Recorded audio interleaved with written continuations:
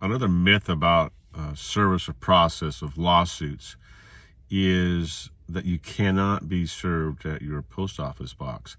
Many people get a post office box thinking that it insulates them in some way from process serving.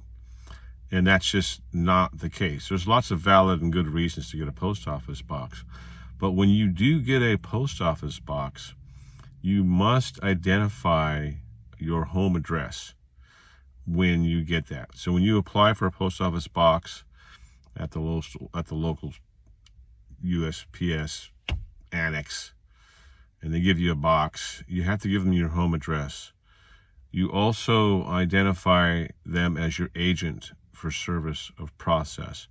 So you've just designated them to be your agent for service of process.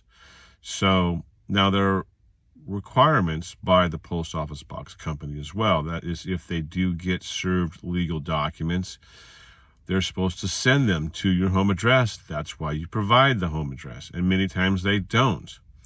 So they don't hold up their end of the bargain. But that is not the problem of the party that is suing you. All they have to do is serve it correctly. If on your side, your agent doesn't do what they're required to do to notify you, that is your problem because they are your agent. So do not think because it went to your post office box company that you've not been served.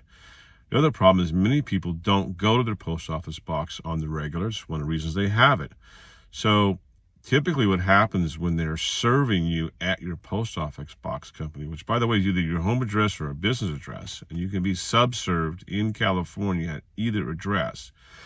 So the process server will go to your post office box company. They'll make several attempts. They'll go there to serve you personally. Obviously, you are not there. They then can leave it with whoever is in charge, which is typically the person behind the counter. And then they will mail it to you at that address. At that point, you have been served. So if you receive documents to your post office box company, legal documents, do not ignore them. Assume that they have been served correctly. They may not have been served correctly. My point is that they can be served at that location. And many people just assume at that location they can ignore it. That is untrue. That is a myth. And the many default judgments are entered against people who ignore service to their post office company. And then they come to us asking us to set that judgment aside for poor service. And I have to explain to them that was actually valid service. So when it comes to legal documents and the service of them, always remember this. The court doesn't know if the service is defective unless you tell them. So be proactive. If you are aware of a lawsuit against you, do not ignore it. Respond to it.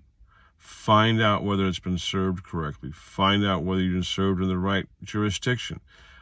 Got to speak to a lawyer. Always better to speak to your lawyer. Typically a free consultation. It doesn't cost you anything to find out what your true rights are and are not. Thank you. Good luck.